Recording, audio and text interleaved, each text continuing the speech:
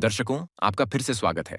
आज मैं एक रोमांचक कहानी लेकर आया हूँ। एक शांत खनन शहर, एक अजीबोगरीब रासायनिक दुर्घटना और परछाई से उभरता एक जानलेवा खतरा। एक जहरीले बैरल से शुरू होने वाली कहानी एक बुरे सपने में बदल जाती है, जब विशाल मकड़ियां बढ़ती हैं और पूरे शहर पर कब्जा कर लेती हैं और लोगों के एक छोटे समूह को सब कुछ नष्ट होने से पहले जिंदा रहने के लिए लड़ना होगा। यह 8 पैरों वाले शैतानों की दुनिया है। तो बिना समय गंवाए चलिए सीधे पूरी फिल्म की व्याख्या पर चलते हैं।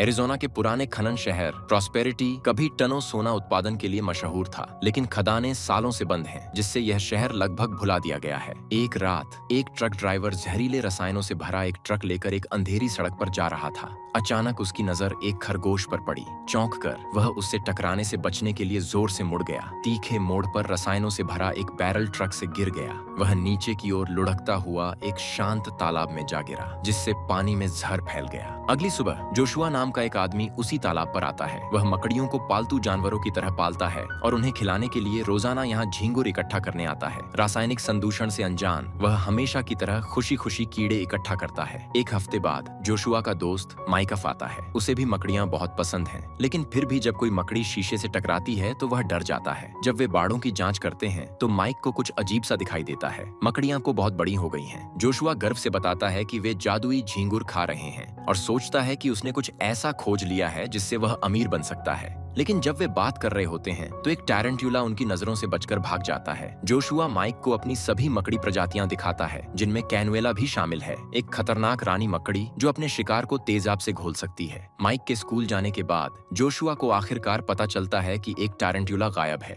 वह ढूंढना शुरू करता है, लेकिन मकड़ी उसे पहले ही ढूंढ लेती है। वह उसकी पीठ पर रेंगती है और उसकी गर्दन पर काट लेती है। जोशुआ दर्द से चीखता है और लड़खड़ाता हुआ इधर उधर भागता है, हर बाड़े को गिरा देता है। उसकी सभी मकड़ियां भाग जाती हैं, कमरे में झुंड बना लेती हैं और तोते पर भी हमला कर देती हैं। एक हफ्ता बीत जाता है। माइक जोशुआ से फिर मिलने जाता है, लेकिन शेरिफ सामंथा, उसकी माँ, उसे रोक देती है। वह और डिप्टी पीट गिरे हुए केमिकल बैरल को लैब भेजने के लिए निकाल रहे हैं। वह उस इलाके को खतरनाक समझती है और माइक को ट्रक में बिठा देती है। सड़क के नीचे किशोर लापरवाही से बाइक चला रहे हैं। सामंथा पलटकर उन्हें रोक लेती है, जिसमें उसकी बेटी एशले भी शामिल है। घर जाने से पहले वह एशले को सुरक्षा के लिए एक टेजर देती है। उस रात माइक जोशुआ को फोन करना चाहता है, लेकिन एशले फोन पर कब्जा जमाए रहती है। वह चुपके से केबल डीली कर देता है ताकि जोशुआ को लगे कि फोन टूट गया है। फिर उससे फोन करता है, लेकिन कोई जवाब नहीं देता। इस बीच जोशुआ का घर मकड़ी के जाले से ढक गया है और उसका शरीर कुत्तों के आकार की मकड़ियों का भोजन बन गया है। मॉल में मेयर वेड घोषणा करते हैं कि शहर के पास पैसे खत्म हो रहे हैं और सभी को एक व्यावसायिक परियोजना के लिए अपनी जमीन बेचने के लिए मनाने की कोशिश करते हैं। क्रिस, मृतक खदान मालिक का बेटा, मना कर देता है क्योंकि वह जानता है कि उसके पिता ने एक सोने की नस खोजी थी। वेड और क्रिस तब तक झगड़ते हैं जब तक सामंथा उन्हें अलग नहीं कर देती। उसी रात बाद में पीट के घर पर परिवार की बिल्ली एक मकड़ी का पीछा करते हुए वेंट में चली जाती है। कुछ ही क्षणों बाद दीवारों से भयानक आवाजें गूंजती हैं और बिल्ली को घसीट कर ले जाया जाता है। अगली सुबह क्रिस अपनी आंटी ग्लेडिस से बात करता है कि उसने सालों पहले शहर क्यों छोड़ा था। उसने एक बार सामंथा के पूर्व पति को धोखा देने के लिए पीटा था। ग्लेडिस उसे अपनी भावनाओं को जाहिर करने के लिए प्रोत्साहित करती है। माइक फिर से जोशुआ के घर चुपके से निकलने की कोशिश करता है, लेकिन सामंथा उसकी बाइक को हथकड़ी लगा देती है। एशले ब्रेड से मिलने चली जाती है, इसलिए माइक जोशुआ के घर पैदल जाता है। वहाँ पहुँचने पर उसे घने जाले के अलावा कुछ नहीं मिलता, न मकड़ी, न जोशुआ, न तोता। घर के पीछे उसे खदान के प्रवेश द्वार के पास बड़े बड़े पैरों के निशान और एक विशाल मकड़ी का पैर मिलता है। वह अंदर जाता है, अंदर एक विशाल मकड़ी को देखता है और तुरंत बाहर भाग जाता है। क्रिस बाद में माइक को लिफ्ट देता है, लेकिन जब माइक उसे विशाल मकड़ी का पैर दिखाता है तो क्रिस उसे मजाक समझकर हंस देता है। खदान के अंदर एक मजदूर एक जाम हुई नली को साफ करने की कोशिश करता है, लेकिन उसमें से मकड़ियां सीधे उसके मुंह में चली जाती हैं। जैसे ही उसका गला घुटता है, रानी कैनुएला प्रकट होती है और उसे मार डालती है। जब माइक घर लौटता है तो सामंथा उसे पकड़ लेती है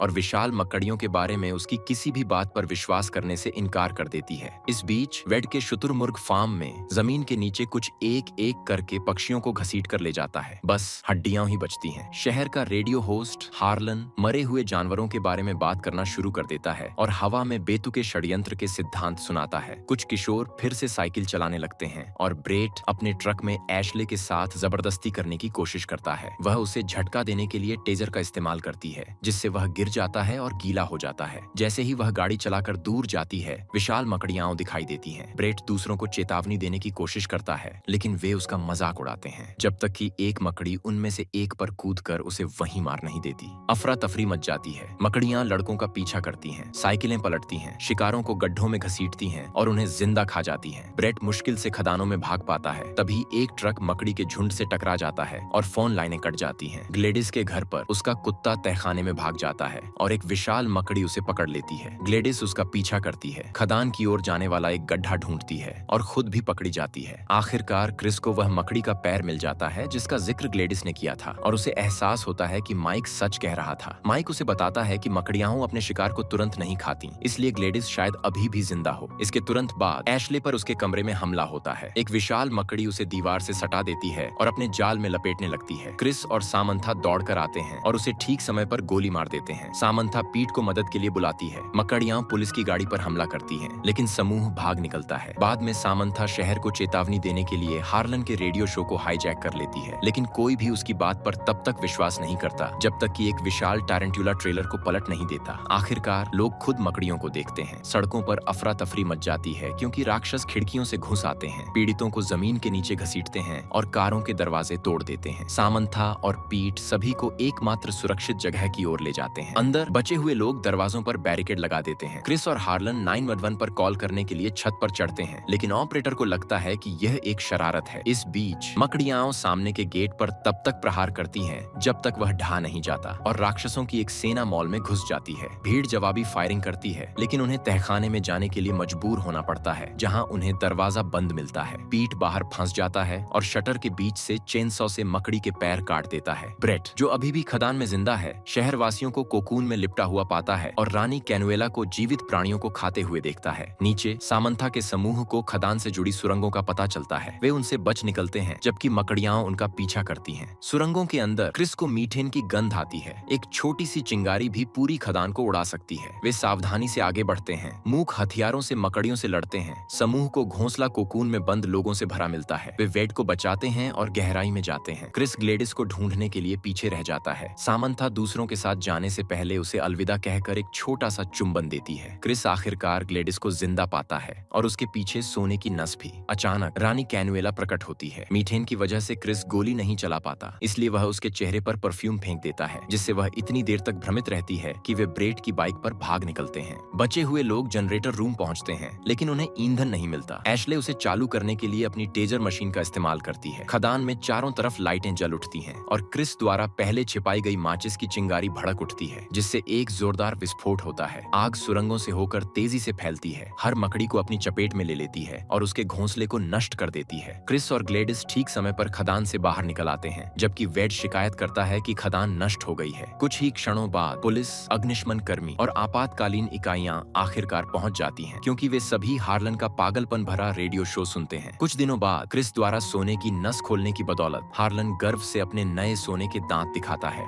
तो दोस्तों, हमें कमेंट में बताएं कि आपको आज की मूवी की जानकारी कैसी लगी, और ऐसी ही मजेदार कहानियां पाने के लिए हमारे चैनल को सब्सक्राइब करना न भूलें। नई कहानियां जल्द ही आने वाली हैं। देखने के लिए धन्यवाद।